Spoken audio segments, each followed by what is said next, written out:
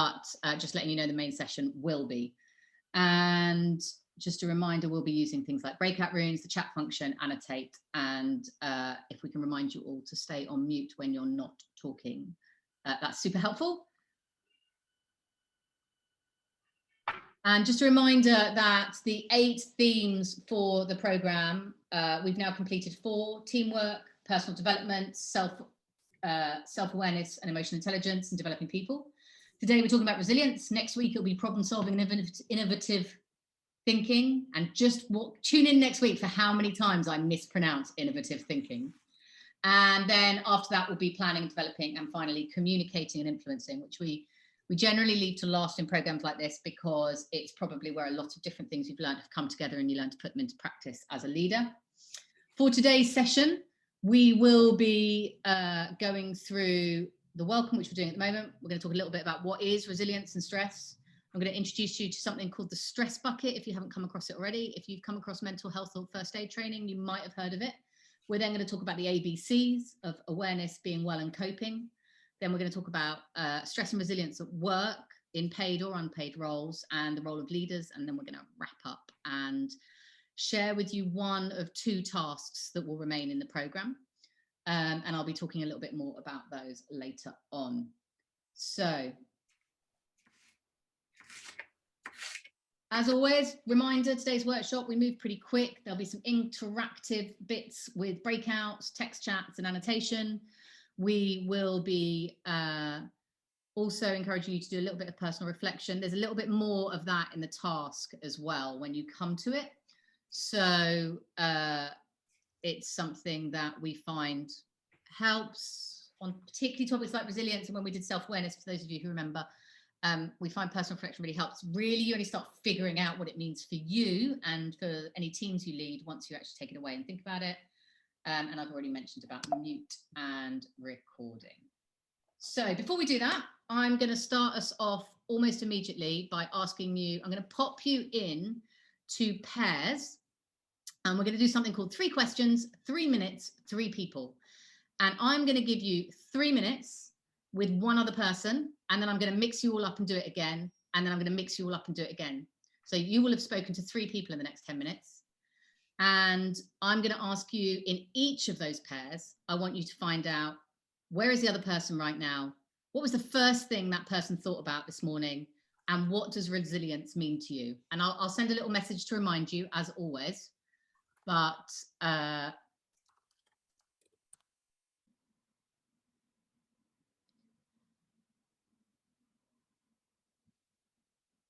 so we'll now move on to talking a little bit about resilience and stress. But first, what we'd like you to do is discuss what resilience means to you. And if you're listening on the recording, just drop down some notes and reflect on what resilience means to you. What do the definitions say? Well, many people think of resilience as bounce back ability, or the ability of an individual to bounce back from a difficult situation or stressor, and that's maybe what you had in your notes. I really like this definition. It's quite complicated, but I'll explain why I like it. Resilience is the potential to exhibit resourcefulness by using available internal and external resources in response to different contextual and developmental challenges. I like it because when I think about resilience for myself, I think about the ability to be able to function well in difficult situations. And when I'm not resilient, I become much slower at being able to draw on my own and other resources to be able to solve problems. So for me, it absolutely encapsulates resilience. Now we want to talk about stressors or hazards. And stress is our response to stressors or hazards. It's when we think about occupational health and safety, so health and safety in the workplace, we think about things like biological, chemical, ergonomical, physical, and psychosocial. We're going to talk mostly about psychosocial, but it's important to note that in sport, the others show up absolutely too. Particularly ergonomical might be people using the wrong equipment for their sport and putting stress on their bodies, or it might be physical overtraining or recovering from injury, being rushed through things like that. So the official terminology, aspects of work design and management of work which have potential for causing psychological, social, or physical harm. So what do we know? Well, we know that stress can be really, really bad for us. Too much of it will include increased health risk behaviors, so things like drinking, smoking. It'll damage our psychological health. It actually fundamentally wears on our body, and ultimately, in extreme cases, it can cause death through things like cardiac arrest and stuff like that. Pretty scary. We also know it affects organizations. So the research shows us that excessive stress in organizations can increase absenteeism or presenteeism, where people feel the need to be in work because they're worried about what might happen if they aren't. Increased staff turnover definitely reduces morale. And we also know that it's correlated with an increase in complaints to organizations. This is from a piece of research just sharing that those that work in non-profits and those that work in organizations around public administration and human health tend to have a disproportionately high level of excess stress, depression, or anxiety. And we want to share that because fundamentally, the most important thing to remember is that stress is bad for people in organizations when it's excessive. It's growing, and there are already really high levels of it in the what we call the third sector, so charities, non-profits, etc. So what does that tell us? Well, the one thing it is important to understand is that there's an empirical relationship between performance and pressure. And it's not all bad, right? As individuals, we need a certain amount of pressure to perform at our best. So we know that when we don't have enough pressure, we can be bored or comfortable. But when there's too much, it's bad and we become in a stressed state. So it's the Goldilocks, if you will, of finding the right amount of pressure without leading to excessive stress. So now what we think about is we'll ask you just to think about what are the sources of stress for you in your roles as volunteers or leaders or in your paid roles. Again, if you can just make some notes if you're listening to the recording. Brilliant. So what do we know about sources of stress in workplaces and volunteering environments? Well, we know that we have things like excessive workload, lack of progression, an unsatisfying schedule or pace of work. Lots of people complain about lack of meaning or purpose, or the environment and equipment they're in. They might also talk about things like poor connection to senior staff or lack of direction of leadership. They might also talk about things like training needs or not being able to have the right things they need to do their job. They might talk about too much workload or a big change recently in workload, or they might talk about underused skills. All of these things break down broadly into 6 themes. The content of the role you're performing.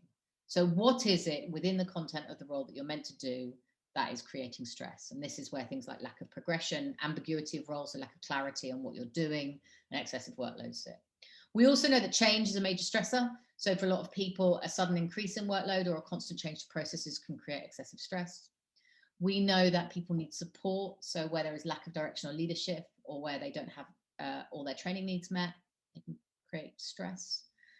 Relationships is a huge source of stress in workplace and volunteering and in sports teams too. And this can be everything from a sense of isolation and conflict through to bullying, threats, or even something as simple as feeling poorly connected to your team manager or your team captain.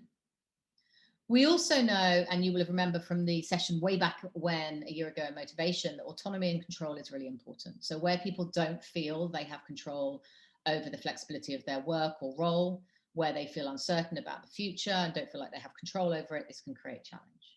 And then there's something called other demands. And really what we're talking about is the things outside that overlap our workplace. So if your commute changes, or if there are additional challenges at home. COVID has produced a huge number of these around things like homeschooling. And of course, there is an added cognitive load because we're in a global pandemic. So I just want to talk to you a little bit about the stress bucket, because it's a great metaphor to think about this. And what it says is that if we think of our stress bucket as where our stressors go, we might have a current stress level. And we all have a limited amount of stress we can carry, and it's different for everyone. So everyone's got a different size bucket. And over time, events in life add stress to our stress bucket. But luckily, we can all take actions that reduce our stress and let some of that stress out of the bucket.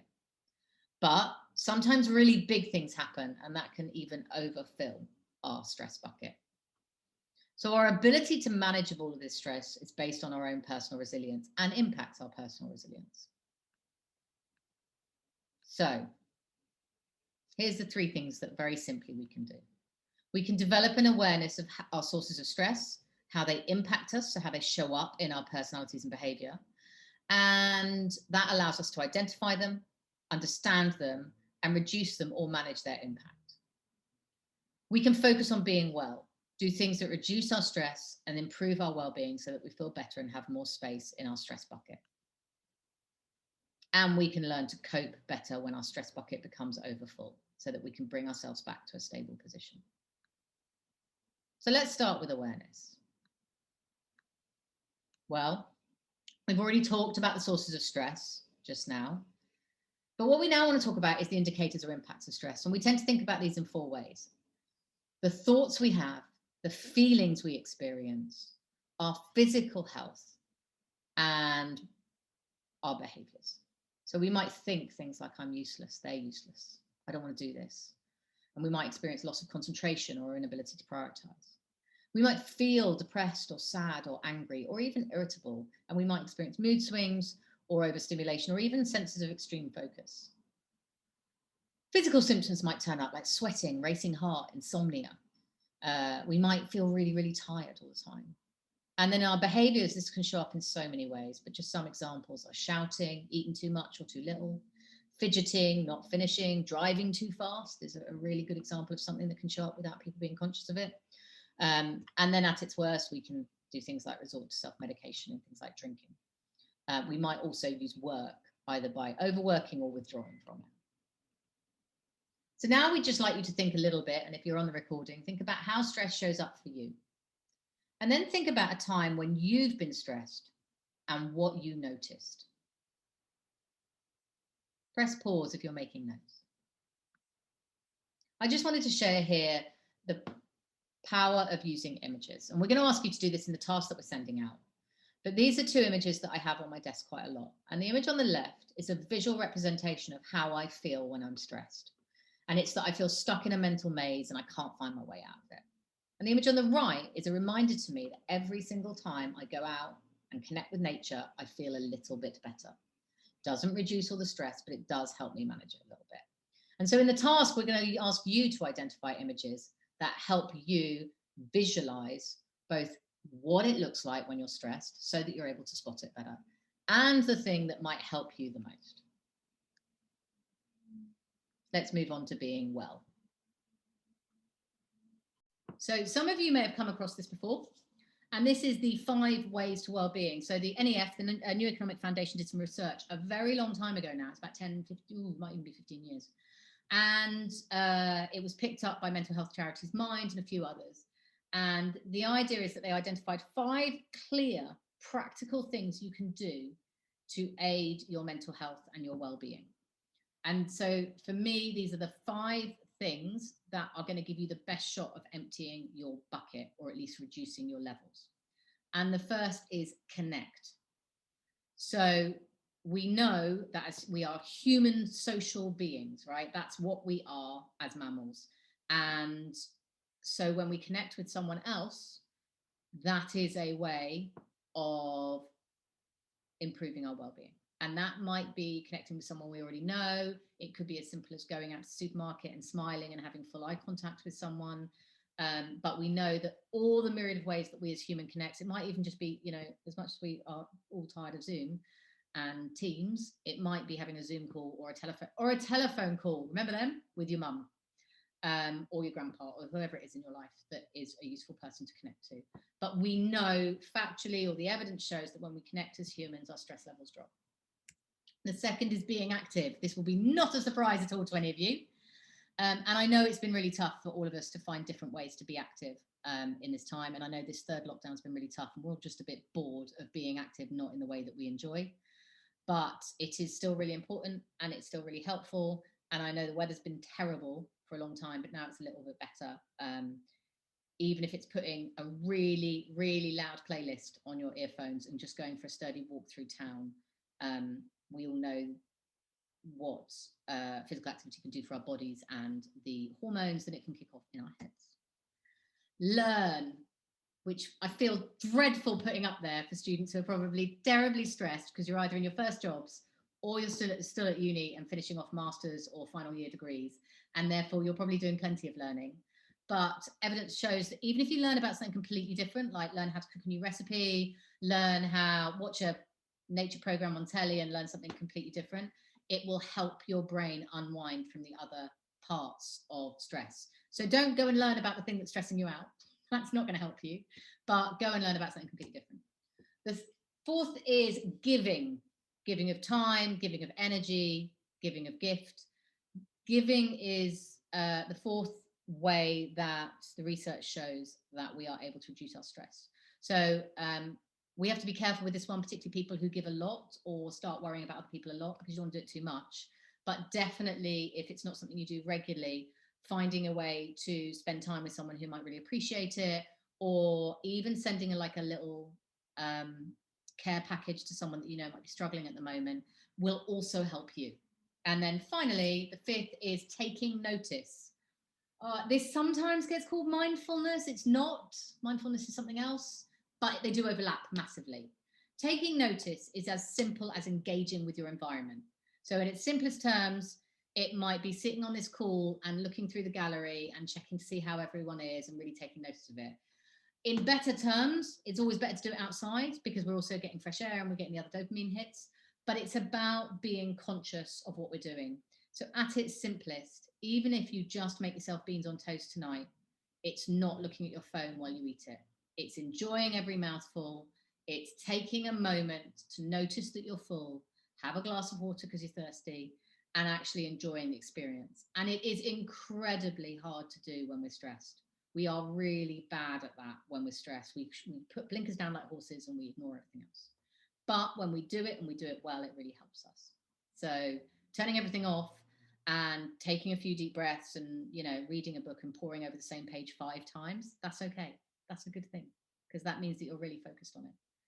And I've just popped up habits, your friend, because if you can make these things habitual and if you can do all of these things once a week, without killing yourself or beating yourself up if you don't, but if you can aim to do something like that every week, you will find it instrumentally empties your bucket a lot more.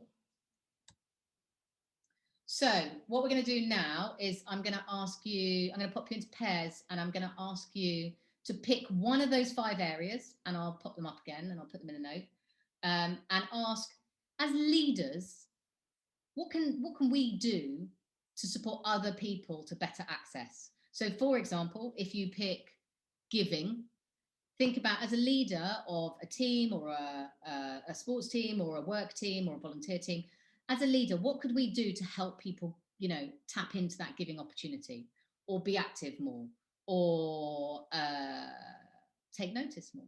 So I'm going to pop you into pairs, and we'd just love you to brainstorm a few ideas very briefly, and then come back and share them in the chat. Oh, Katie, would you mind coming off mute and just sharing a little bit about your discussion, because that sounds really interesting. Yeah, sure thing.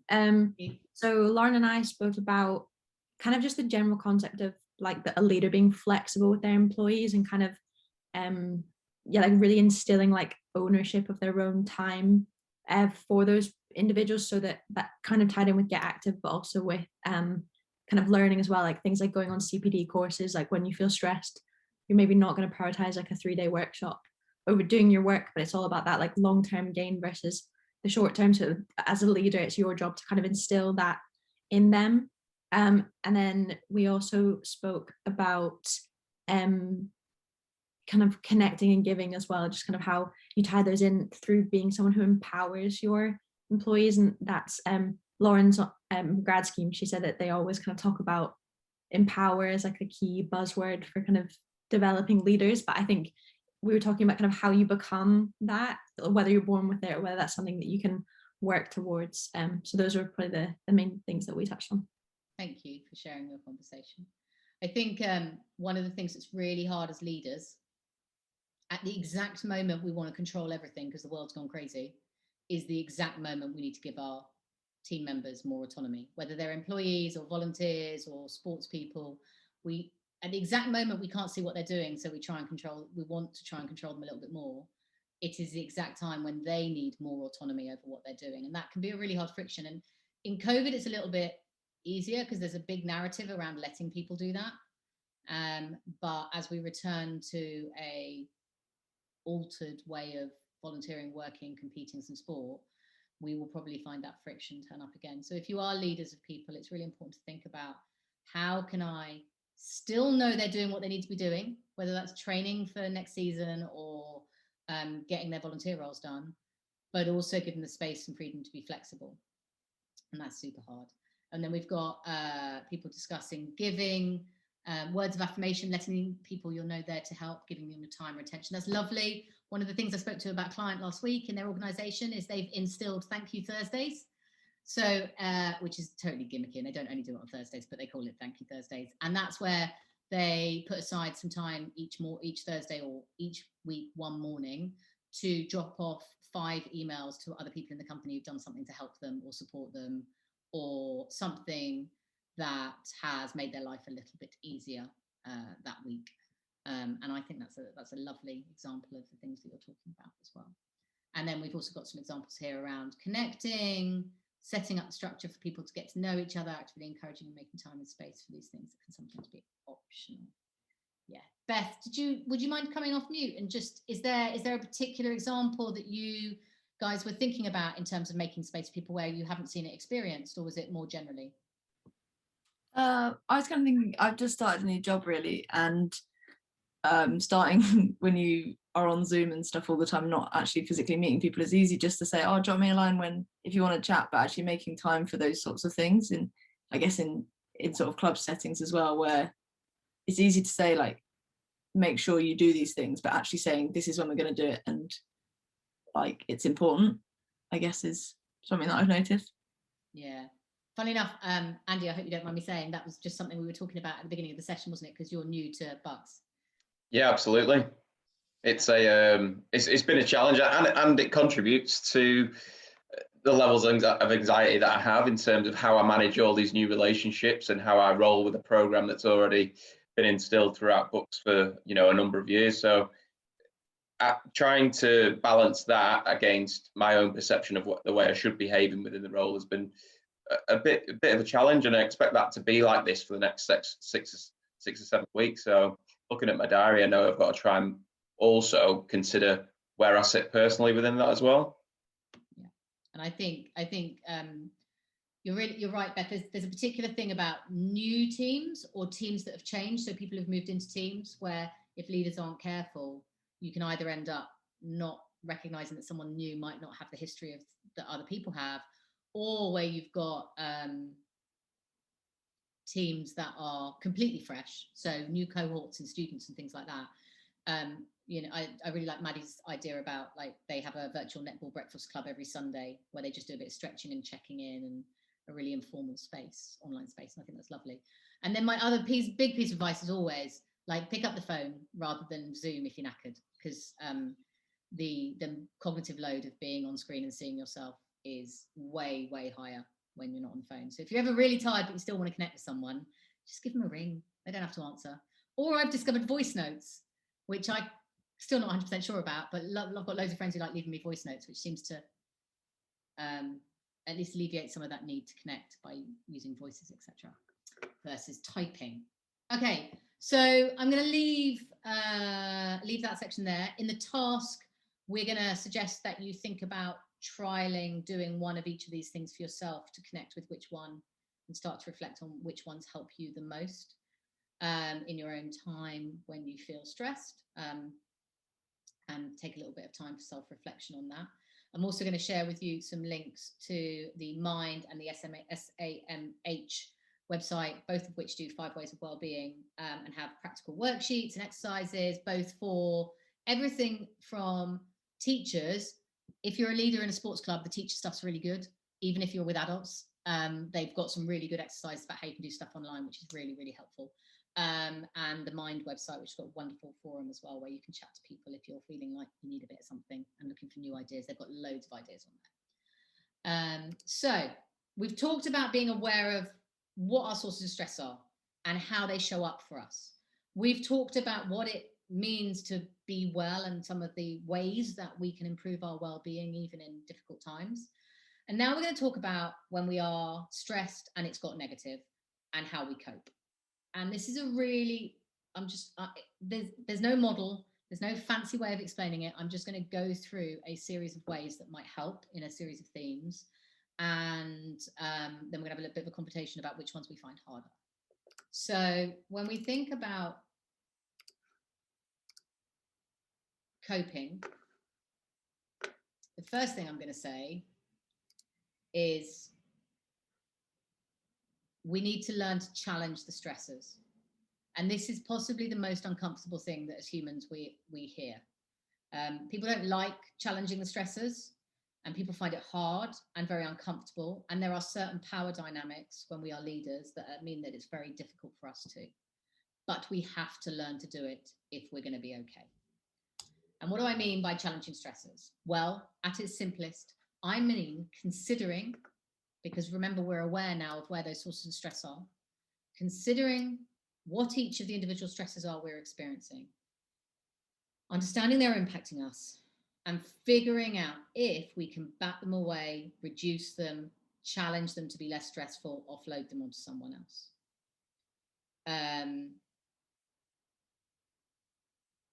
So the first, and the one that probably I think was game-changing, certainly for my team, is can you drop self-created stressors?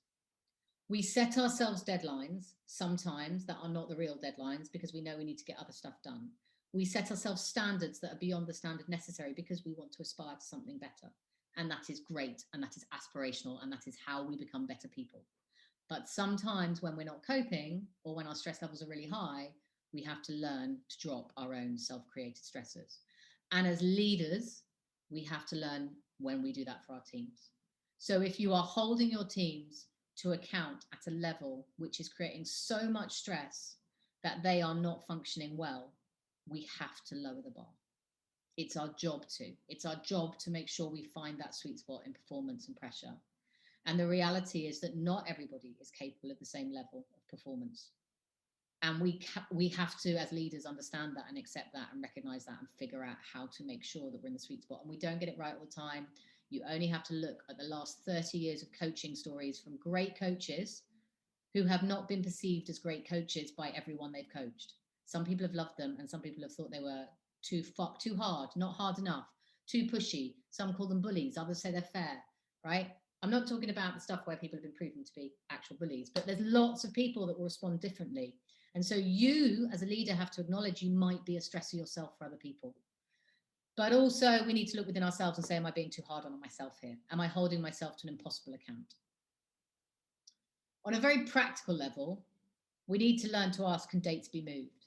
Now, I know tertiary education has a reputation for not doing this one well. So I am going to hold my hand up and say, I understand that you might not be able to go to your universities ever and get dates changed. But for pretty much everything else in the real world, there is a very clear distinction between a client deadline or a piece of work deadline that cannot be moved and a date that we'd really like to hit. And so it's really important to understand what those are and be brave about it. If you are not coping, be brave and speak up and ask if dates can be moved. The worst that can happen is that someone says no and you understand which piece of work really needs to be prioritized. Also, challenge bosses and challenge other leaders to say, I have these 3 things to do and I only have 8 hours. Which do you want me to do? Because I'm not doing all of them. There's no way, I physically can't. Challenge people upwards to say, okay, you tell me what to prioritize because I'm not clear. Think about reducing quality requirements. We all want to do a perfect job, but having written enough funding applications in my life, sometimes you just have to write it to the quality you know will be good enough for the standards required. And this is not a everyday thing. This is a when you're not coping or when you're worried you're not going to be coping thing. Can you challenge other demands? So for example, if you are in a flat share and you have a cleaning rota and it is your week to do the kitchen, but you also have the biggest deadline of your career coming up, then talk to your flatmates and explain it. And this is where loads of stuff around trust will come in. So if you've built up trust and always done it in the past, they're going to give you a free hall pass that week. And if they don't, probably find some other flatmates. And then can you find and speak to the person who's a stressor? Someone talked about people not doing their jobs. Leaders quite often assume responsibility for their teams not doing their jobs. I understand why, I do it myself, but at the same time, you cannot force someone to do something they don't want to do. As leaders, you can switch the delegation to someone else. You can choose it to take on yourself. Don't necessarily jump to that one because it will probably just add to your workload. But before all of that, you can have an honest, candid conversation and let someone know that by not doing it, it's stressing you out. There is a big difference. I was talking to my 16-year-old nephew yesterday, who's way behind in his coursework. And he had a big blowout with my brother, his dad, yesterday. And he said, it's not fair they've overreacted. And I said, do you understand that you are stressed? Your behavior is stressing him. And he's like, but it shouldn't. And I was like, it doesn't matter whether it should or it shouldn't. It's stressing him. So you need to understand that, and you need to talk to him and help him so that he's not so stressed, and give him some confidence you're going to get the work done. So it's really important that we articulate and open up to the people that are causing us stress. And it's not about going and shouting at someone saying, you're stressing me out. It's about sitting down and saying, I've asked you to do this. It's not happening. I understand you might have other stuff going on. I'm not here to have a go at you about it, but I am here to let you know that I am stressed about it not getting done. So what can we do? Can we find someone else? Can we change the deadline? Can we look at how else you might be able to do it? Can we think about what else your time is available to do? So that's about challenging stressors. By far and away, the one that everyone avoids the most. It's amazing how difficult people find challenging stressors. Self-management is the second theme, and self-management is by far and away the one that is got the most training courses. So if you go into a workplace or into a student union, you'll quite often find self-management being the one that people talk about the most. It's important, but it's the one of the three rather than all three. So this is about understanding and managing your thoughts and emotions to help return to your best. Those of you who did the questionnaire during the task in November, December, will have done the resilience questionnaire, and they will have talked a little bit about, and they will have, part of the report will have told you about your, how they estimated your self-management skills. And the 5 things here are challenging or reframing negative thoughts, and mind talk with what's called helpful truths. And I'll send some links around about mind talk and controlling it. And we might try and even pop some into lecture 7 because it's really good stuff. And it's all about how you learn to mentally challenge the thoughts that are coming into your head and stop them. The second is focus on positivity and adopt a positive mindset, which people get really dismissive of. There is great research out there that shows that proper, structured, positive thinking increases our life, combats developing Alzheimer's, or is at least correlated to people with lower levels of Alzheimer's. It reduces our stress levels. It improves performance in organizations. So the performative nature of positive thinking, so deliberately thinking positive thoughts, can help. It's really hard, and if you're not that kind of person, it's very odd when you start doing it, but it is really powerful. Visualization of success and overcoming challenges along the way. There's something called WOOP, which is called Wish, Outcome, Obstacle, Plan. Wish, Outcome, Obstacle, Plan, which is a German psychologist developed, and it's about how you visualize not just what you want to achieve, but the first obstacle that you're going to hit and how you're going to get over it. And that increases your chances of getting of dealing with stress, because you've already got a plan of what might cause stress for you. And then planned contingency actions. Planned contingency actions are nothing more than buy yourself some time when you're in the moment. So I used to smoke.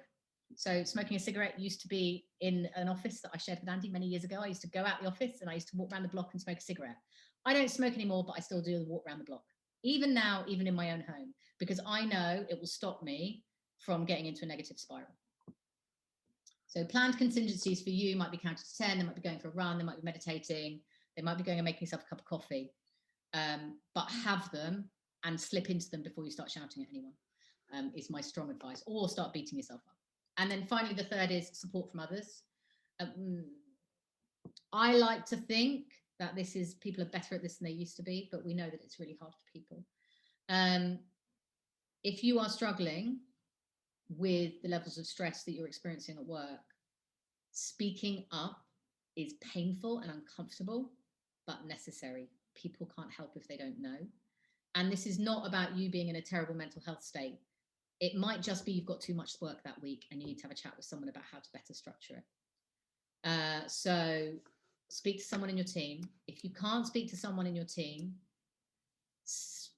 look at expert advice. So we're going to send you some links to some websites. You don't just have to be in a really bad place to use these websites. Sometimes you just want to feel a bit better, or you're just having a think about how to avoid a situation in the future. There's some really great advice about that. Don't forget family and friends in all of this. It might be a work thing, or it might be a colleague thing. I am 45, my mother is 83. I still phone her up to have a moan about work sometimes. And sometimes I do that because I know that she'll listen, and that makes me feel better.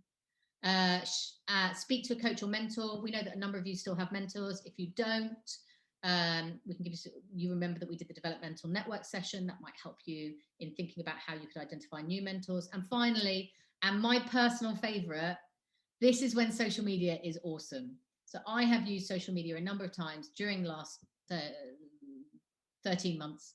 And I don't go on social media and say, hey, I'm having a really bad day. I don't go on social media and go, I can't cope.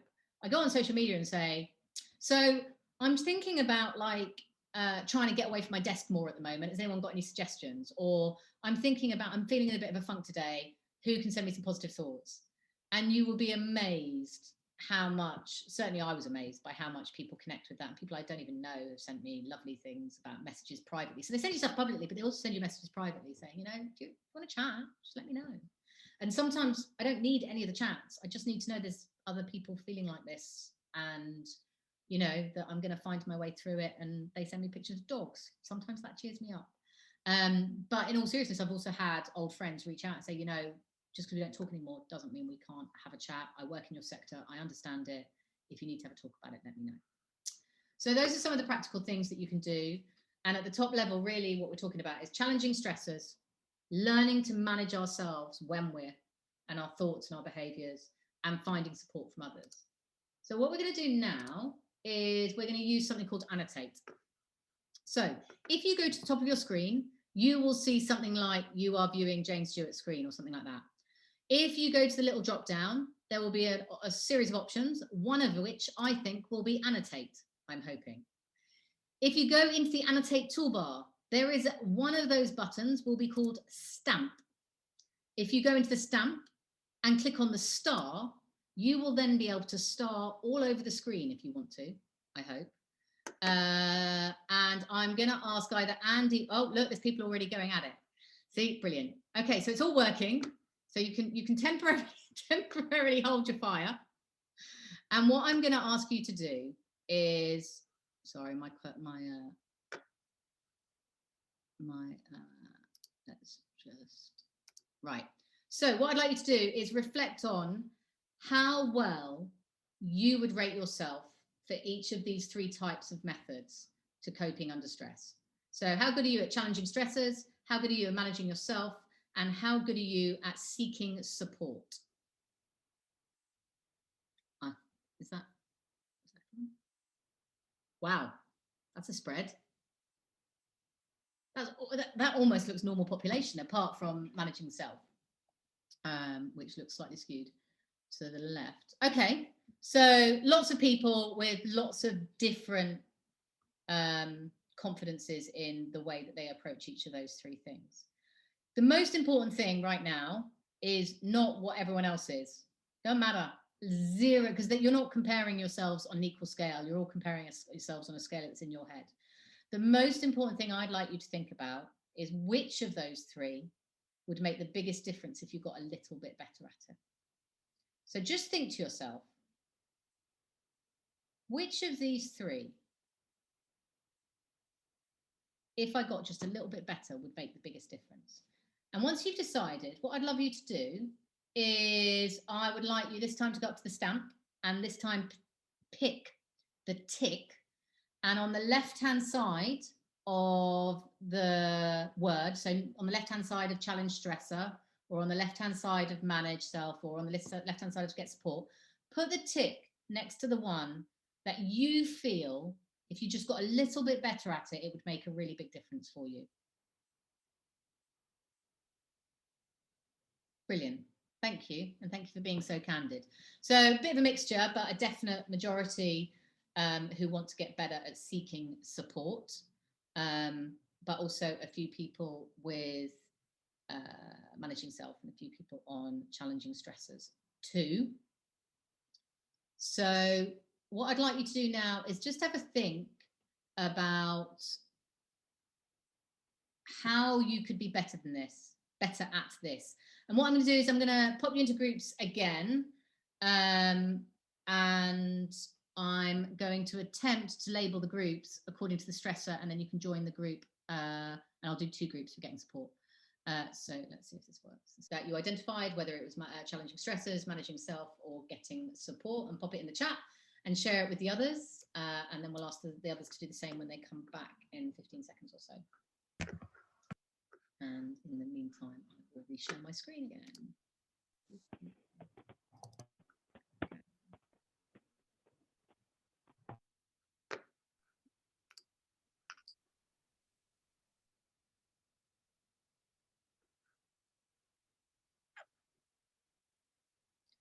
Okay, so welcome back, everybody. It would be great if you could pop over to the chat and share with the others some of your ideas about how you can improve. Apart from anything else, whilst someone might have been in a group for managing self, they might still be interested in some of the ideas around how to improve at getting support. So if you could pop that in the chat, that's great. I'm just going to check in here with Dan. Dan, what are your thoughts about how you can improve at the thing you identified? What were you thinking about? Can I answer that question slightly differently, or answer a different question? You can answer the question in any question that you choose to answer, Dan. I'll tell you what I started to think about was the about the challenge stressors, because generally speaking, I think I'm quite good at the challenging stressors. Okay. As long as I've got my self-management right, then I'm good in terms of challenging the stressors. But where I started thinking about it was from a leadership point of view. I think because it's something that I think I hopefully comes quite naturally to me. I had to learn that when I got into a managing others position, that it was something I had to spend a lot of time with in terms of other people and helping other people. I sort of had what I realized is I assumed that everybody else sort of thought like me. And I quickly learned that it was something that I had to spend a lot of time on. So where I see the challenging stresses section, that immediately makes me think about phone calls, one-to-ones, lots of time that I spent with other people, in a sort of more like when I've taken a coaching role, sort of helping people that I line manage, helping them through, when they're finding things a bit difficult. So it is whereas phenomenal example, Dan, of our power as leaders when we're in charge of another group of people, right? If we don't get that someone isn't telling us when they're stressed and not coping, and we just blithely let themselves completely overstretch themselves and overwork because we don't realize, because we would have spoken up, then we can contribute to someone's negative experience of work, volunteering, sport, etc. Yeah, no, 100%. And I literally couldn't get it to begin with. I was like, well, why didn't you just stop? But why didn't you just not do it? Why didn't you ask me? Or what? It was completely blew my mind how many people were, how much difficulty people were getting themselves in the challenge stresses bucket, as it were. And it's a really interesting one, actually, because if the group are listening, if you go into your first job, it is almost guaranteed at some point you will work for a boss who doesn't understand that. If you're not great at challenging stressors, if they are good at it, they won't understand why you're not good at it. And they'll be like, why didn't you just tell me that you were staying until 1 o'clock in the morning to finish stuff? And I'll be like, I don't know, you told me to do it, so I did it. You told me to get it finished, so I finished it. And so, yeah, I think that's a lovely example. Thank you for sharing that, Dan. We've got lots of really helpful stuff coming in from the groups as well in the chat. So we've got, in terms of managing yourself, be more realistic with goal setting. Speaking my language. Reduce the amount of pressure I put on myself and on others. Acknowledgement of imposter syndrome. Your feelings are valid, and they are, right? It's taken us like 44 decades to acknowledge this, but emotions have a place in the workplace, and we need to understand them and connect with them in order to be able to support the people that we lead and the people that we are led by. Assertiveness training. Competently speaking up is the good news is we're going to talk about it in session 6. I'm not going to talk about it now. But we are going to, in the final session 4, in March, we're going to be at the end of March, we're going to be talking in communication about how to speak up and use our voice in difficult situations. But fundamentally, we would also say, if things ever get too much, you must please seek professional support. If nowhere else, go onto Mind website, the health charity Mind. They have a website called Ellie Friends, which is a specialist place of support for people who are having mental health issues. So final last 10 minutes of content for today. I'm going to talk about stress and the workplace, and this is both paid and unpaid work. So if you're running committees, if you're leading teams and you've got volunteers helping you, or if you're managing teams in a workplace environment. And I want to talk to you very briefly about something called the job demands model, because I think it is possibly the most helpful model for understanding what's going on in people. So Jane, sorry, you just changed out of, in your views just changed again. So we just need to see your, you know, the full slide again. Is that better? Yeah, perfect. Lovely. So the job demands model, think of it like a seesaw. A balanced person who is in paid or unpaid work, or even, you know, if you're thinking about if you take your training really seriously in your team, will have their own individual context, their own personal values, their motivations, their skills. And then on the left-hand side will be the demands of what you're asking them to do. So in this case, we call it job. Don't worry about whether we're talking about jobs, roles, voluntary, skills, etc., positions. We're just talking about the demands that are put on someone. And on the other side, the resources they have to tap into. And those resources are things like support from their peers, from their boss, from their team captain, autonomy or control. So we talked about that before, how much autonomy they've got over the workplace, whether they're getting feedback. And demands will be both mental, like thinking, so writing essays, having to use our intellectual skills, relational, so our ability, like how tiring is it to constantly deal with people? Quite, and I'm an extrovert. And our emotional, the demands that are played on our emotions. So you'll often hear about things like emotional labor. So emotional labor is something where we have to, like, it is considered to be laborious to, you know, give someone compassion, right? It saps our energy. So in a balanced person, in a role that is balanced, they will have demands, but they will be able to meet those demands by drawing on the resources they have, and because they have a certain level of skill themselves. That's if it's balanced. If the demand increases, but we don't help that person more or give that person more resource, we become unbalanced. And when I say unbalanced, I just mean we're out of balance and therefore the stress will increase, right? So if we keep adding to it, it just gets worse and worse, and we get further and further out of balance. And also, if you increase demand, but you do increase the resources, so you ask a lot more of someone, you say, okay, well, actually, we want you to chair 3 committees for us, but we're going to make sure you've got a couple of extra volunteers. I'm going to spend a bit more time helping you learn how to do it, and we're going to give you some prompts to remind you to do things at the right time, then it is likely that people will be okay. However, sometimes the demands stay the same and the resources stay the same, but someone's individual context changes. For example, a pandemic hits, or one of our family gets sick, or suddenly we thought we were doing really well at uni and we're not, or we've got a new job and that new job is turning out to be way more demanding on our time than we expected. And so we might not be asking any more of someone in our team, but the rest of their world might have changed. And as leaders, we have to understand that. And this is why barriers around and boundaries around work are really important. But as leaders, we have to make the effort to understand someone's wider context. If you're leading a work team and you don't know whether your employees are homeschooling, you are not able to make adjustments on the demands you're putting on them. If you are leading a sports team and you don't know someone has an injury, then you are not able to adjust the demands you place on them in their position on the field to allow for that injury. And so as leaders, it's really important we understand our context, but also that we connect with the members of our team. Because if we don't, people slip out of balance and we're like, I don't get it. Dave could do all this stuff last month, last season he was great. I've asked him to do the same thing this year and he's got bored, or he's not doing it. What's going on? But probably it's his context.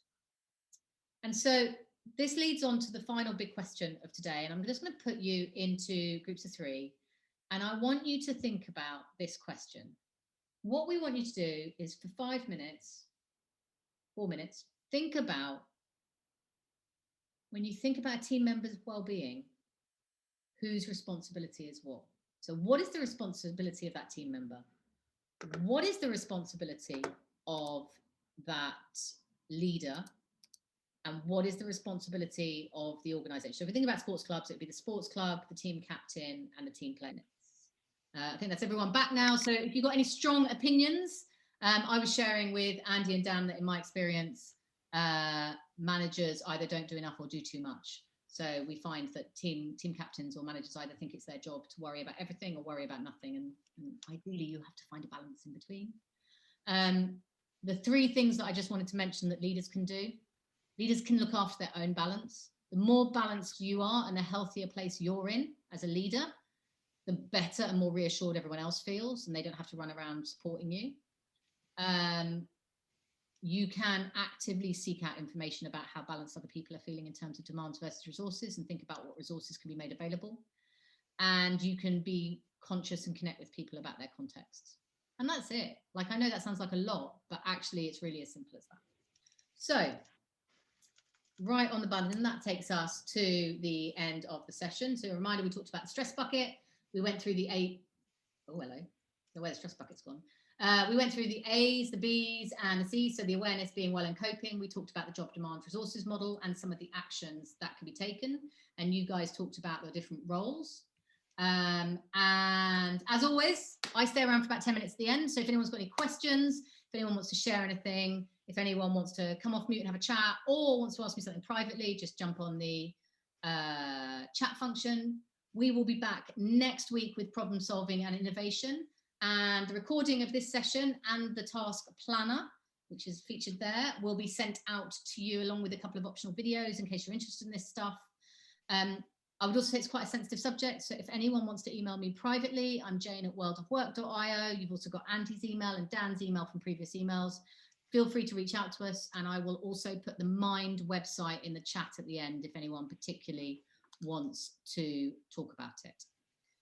If you have to go, because we like to finish as promptly as we can, and it's now 1 minute past, but we will see you next week. But if you want to stay around and have a chat, feel free. Thank you, Jane. You're Thanks, Jane. welcome. Thanks, Have a Jane. good week. Thanks, We everyone. all don't, like, look after yourselves, please.